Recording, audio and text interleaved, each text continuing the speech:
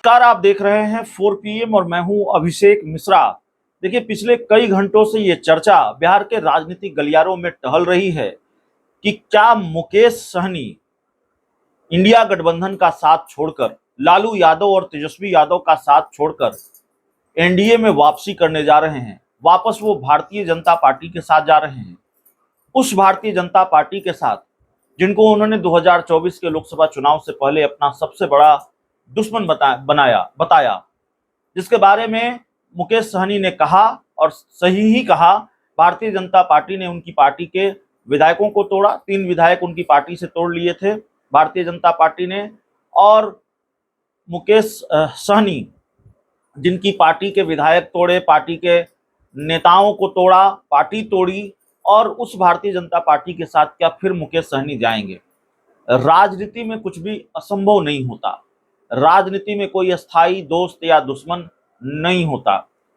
जब नीतीश कुमार और बीजेपी साथ आ सकते हैं, लालू नीतीश साथ आ सकते हैं, चिराग पासवान और नीतीश कुमार के बीच सब कुछ ठीक हो सकता है, तो फिर मुकेश सहनी के एनडीए में जाने में क्या हैरानी होगी? एनडीए में जाने पर कोई हैरानी नहीं होगी, लेकिन मुकेश सहनी ने इसको लेकर चुप्पी तोड़ी है। जिस तरह से उनको लेकर पिछले कई घंटों से ये चर्चा चल रही थी कि क्या वो एनडीए के साथ जा रहे हैं, तो मुकेश सहनी ने खुद ही बताया है कि वो एनडीए के साथ जा रहे हैं कि नहीं जा रहे हैं।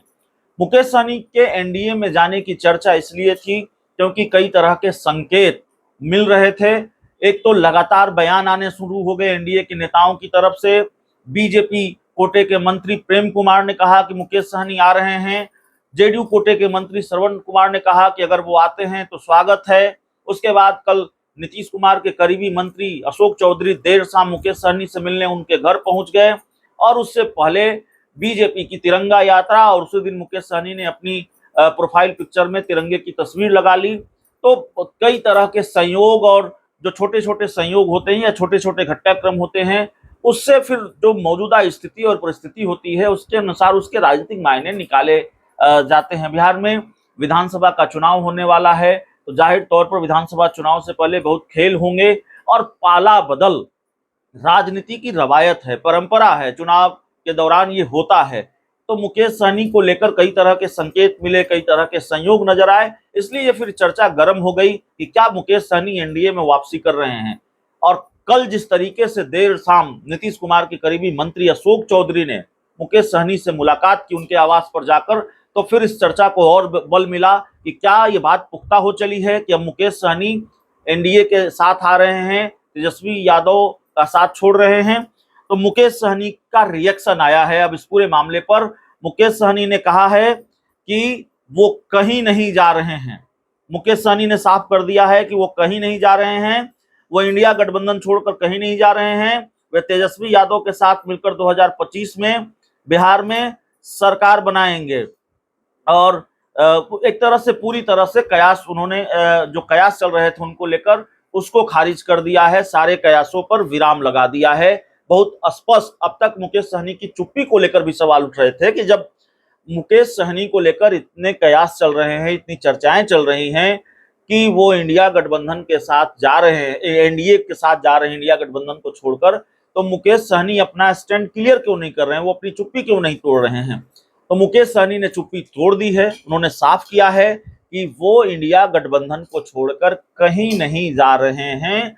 वो तेजस्वी यादव को 2025 में मुख्यमंत्री बनाएंगे, 2025 में इंडिया गठबंधन की सरकार बिहार में बनाएंगे। और आपको याद होगा, तेजस्वी यादव ने भी अपनी एक चुनावी सभा में कहा था कि बिहार में अगर महागठबंधन की सरकार बनेगी, इंडिया गठबंधन की सरकार बनेगी, तो तेजस्वी यादव बड़ी जिम्मेवारी संभालेंगे। तो एक तरह से डिप्टी सीएम पद का ऑफर मुकेश सहनी को मिल चुका है तेजस्वी यादव की तरफ से। तो और मुकेश सहनी और तेजस्वी यादव की केमिस्ट्री भी खूब नजर आती रही है चुनाव के दौरान। मुकेश सहनी और तेजस्वी यादव हेलीकॉप्टर में खूब मछली खाते रहे हैं, संतरा खाते रहे हैं, राजनीतिक दुश्मनों को मिर्ची लगाते रहे हैं।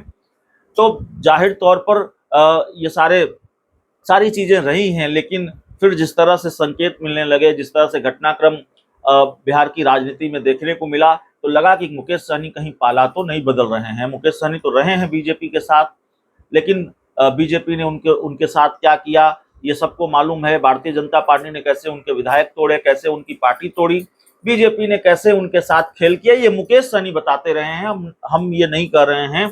और मुकेश सहनी ने बीजेपी को अपना सबसे बड़ा दुश्मन कभी बताया, तो क्या अपने सबसे बड़े दुश्मन के साथ मुकेश सहनी जाएंगे, ये सवाल था। लेकिन मुकेश सहनी ने इस सवाल का जवाब दे दिया है। हालांकि चर्चा यह भी थी, अशोक चौधरी मिलने गए तो, कि देखिए बीजेपी से मुकेश सहनी को परेशानी हो सकती है, बीजेपी से मुकेश सहनी की दुश्मनी हो सकती है।